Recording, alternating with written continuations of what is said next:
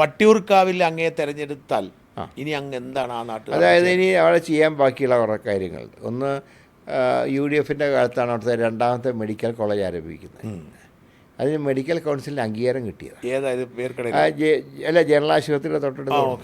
അത് ഉദ്ഘാടനം കഴിഞ്ഞാണ്. മെഡിക്കൽ കോളേജായിട്ട് അതിന് അപ്രൂവൽ കിട്ടി. മെഡിക്കൽ കൗൺസിലിൻ്റെ അപ്രൂവൽ കിട്ടി. പിന്നെ ജനറൽ ആശുപത്രി തന്നെയായിരിക്കും മെഡിക്കൽ കോളേജ് ആക്കുന്നത്. അതിൻ്റെ സൈഡ് പുതിയ കെട്ടിടം വന്നു. എന്നിട്ട് 100 സീറ്റ് സാങ്ഷനാക്കി.